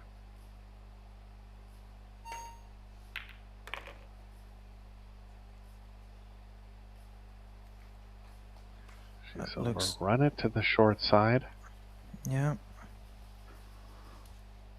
Where does she go for now? I think the cue ball is playing to the right of the 9 and not into the top left. So she could stay on offense and bring the cue ball around 3 rails towards the 8.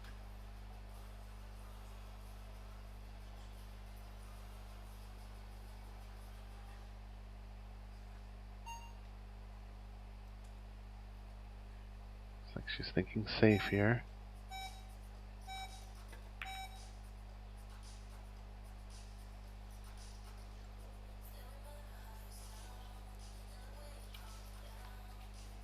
Kick and stick attempt now for Ropero. 7 ball side pocket.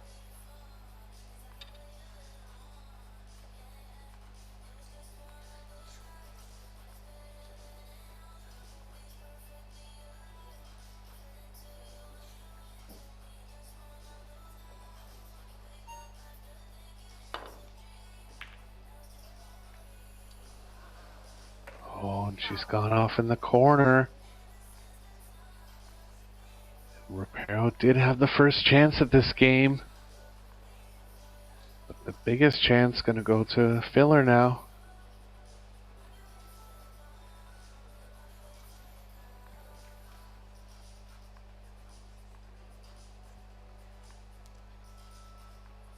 This will be 5 of the last 6 games for Ropero, or pardon me, for Filler.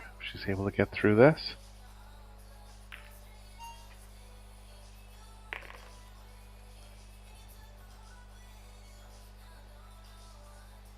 Straight here, Aurea.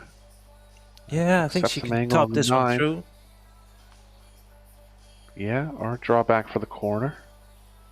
Yeah, that wouldn't be a bad option either. Oh, that bridge hand is pretty awkward with the 10 ball in the way.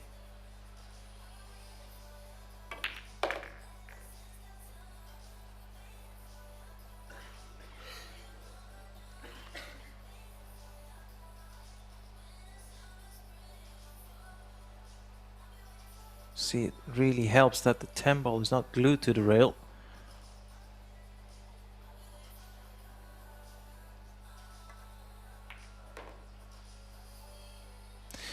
Yeah, quite remarkable turnaround. Eric, she looked very vulnerable when she went 4-1 down, but she's re-established herself and she's going to be on the hill.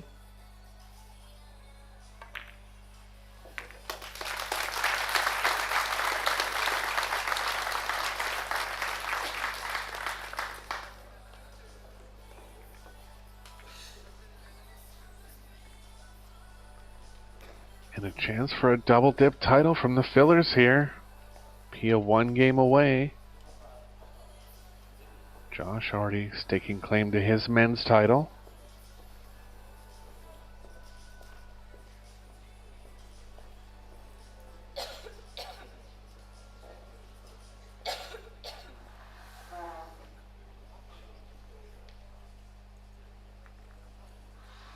One more break from Ropero coming. Gone oddly dry in the latter stages of the match.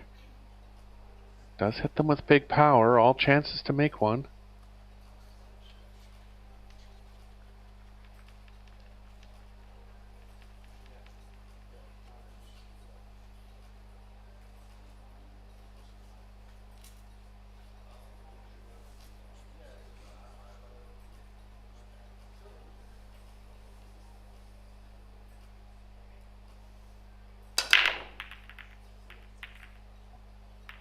little cut on this one.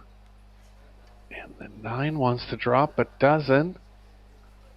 So first chance of the title for Filler now.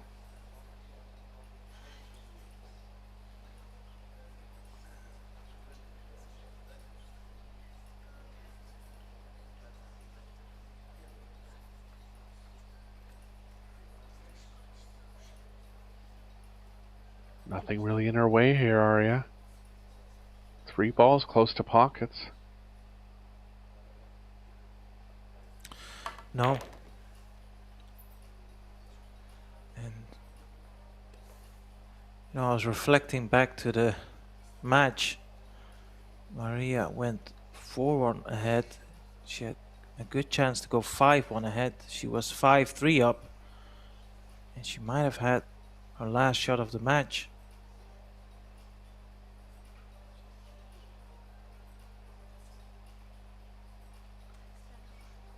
Yeah, Pia came with a pretty strong run around games 6, 7, and 8. It was really go time. Stuck a decent amount. Ropero can be satisfied with her performance regardless of the result.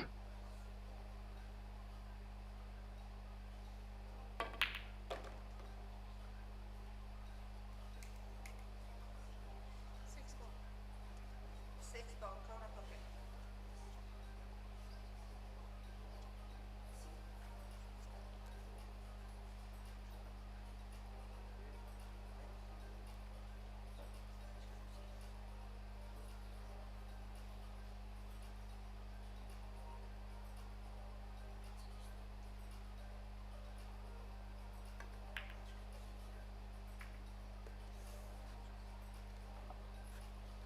Control the 3 nicely here. Take some right spin on this one. 3's close enough to the pocket that she should have pretty good feel.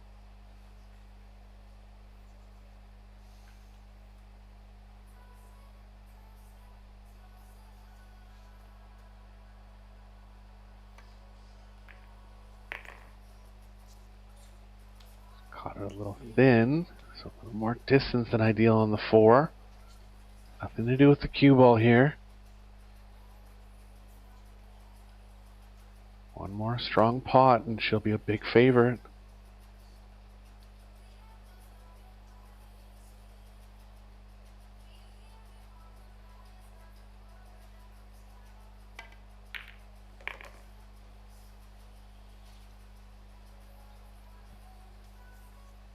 Oddly didn't get perfect on the 5 now. She can roll through to the short side of it.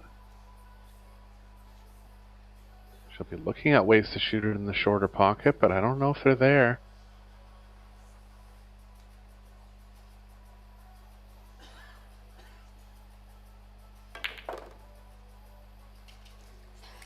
Powers out of it nicely, and she's there, Aria. What a comeback we've witnessed here. Look, she was 6-4 down in her semi-final. Her opponent even had match ball. She was 4-1 down in this one. She looked vulnerable. She looked beaten, and somehow Pia Filler found another gear. What a comeback performance this is.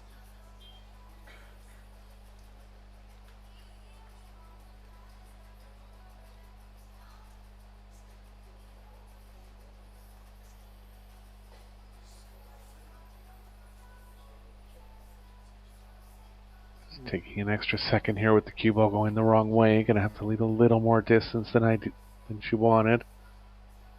But still gonna have a real good look at the title here.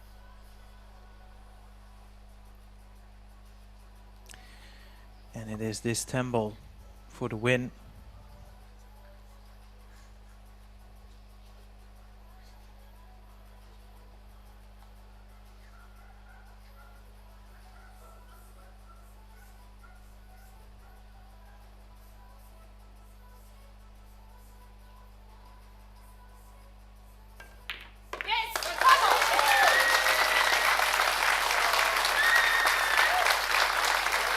Huge congratulations to Pia Filler.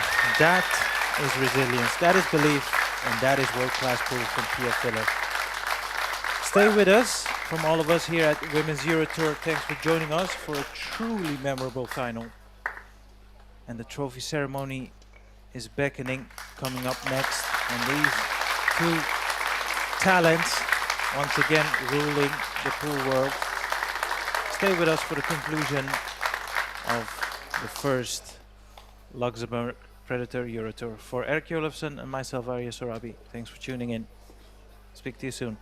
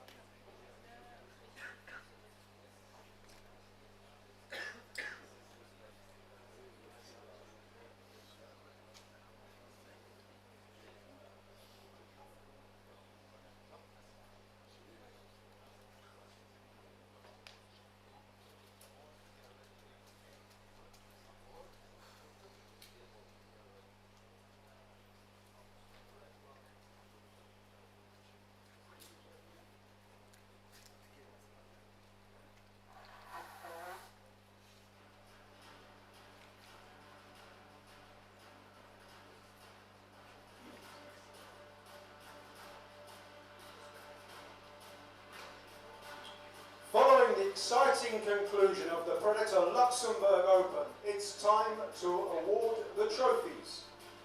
So let's welcome our presentation party into the arena. Mr. Diet Schitgen, President of the Luxembourg Amateur Billiard Federation.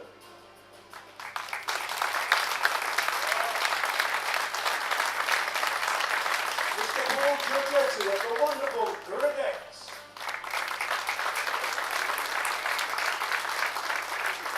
And finally, Mr. David Morris, President of the International Billiard Promotion Foundation.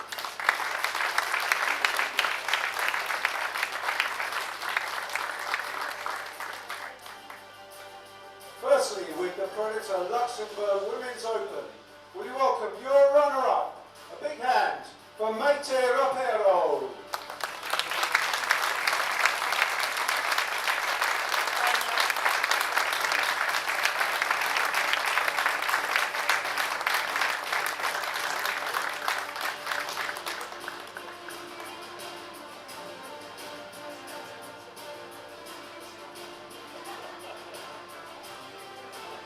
And will you welcome your champion, claiming her fourth EuroTour title, Pia Filler.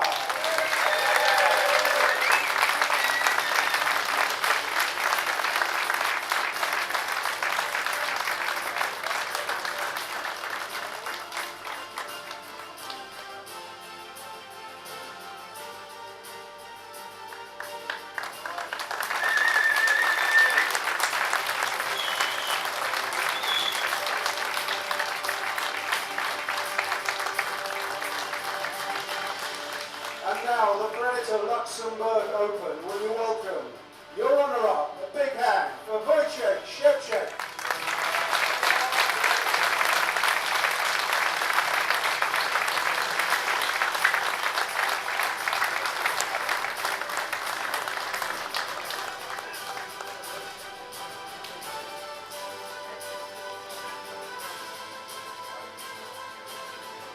And claiming his 11th title here, the 2026 Predator Luxembourg Open champion, it's Joshua Billard.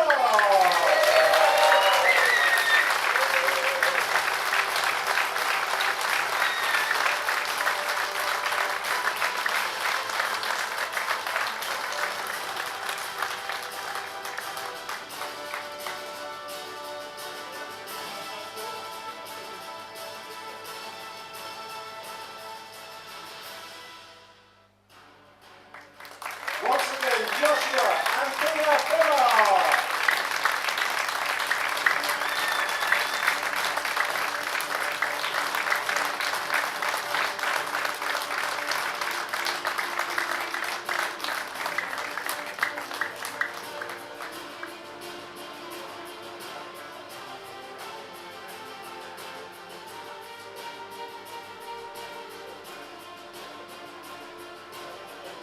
So now, concluding the presentation ceremony, it's time for the raffle.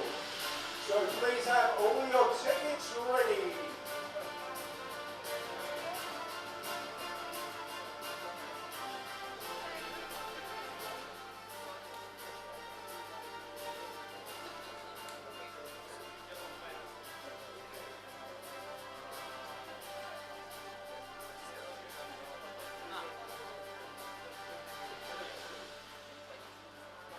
It's number 8. Come on, number 8. Have a look in your pocket.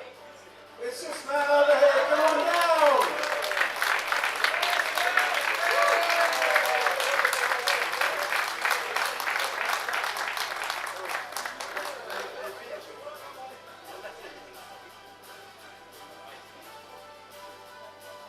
And number 14.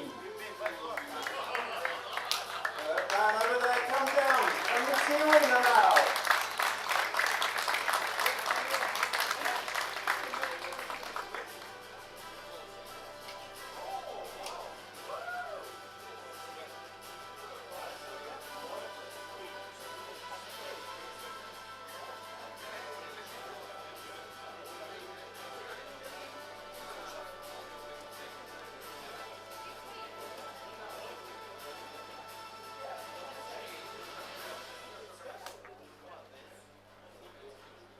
So both our lucky contestants will lag.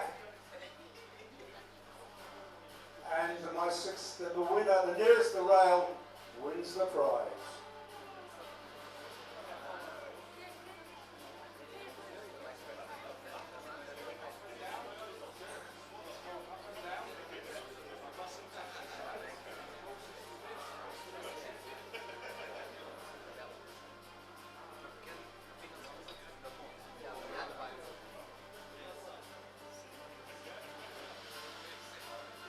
We have a winner, great effort.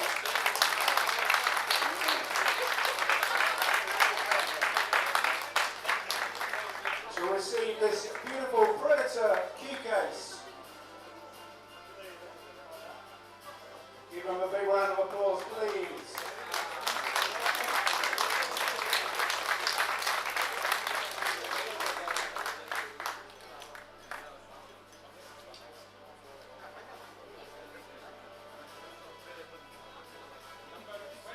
Number 20. He's over there, come down.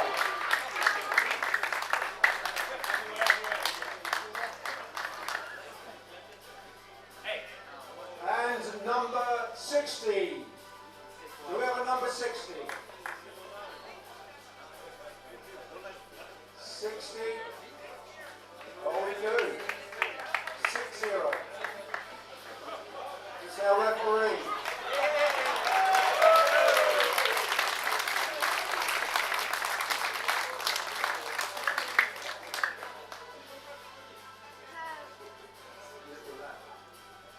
So So our two draw winners there will do once again now lag.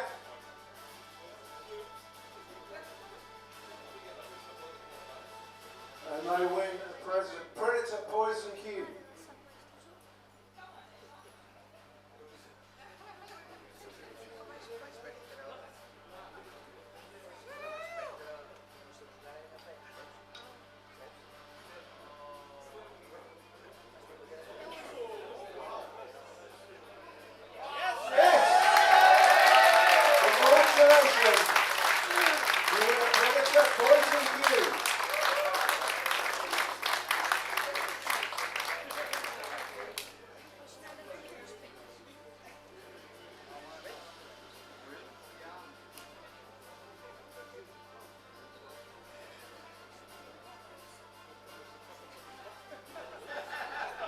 Concludes the draw and the presentation ceremony. You've been a wonderful audience, one of the best we've ever had. And to celebrate, everyone is cordially invited to the restaurant Jane for the post-event reception.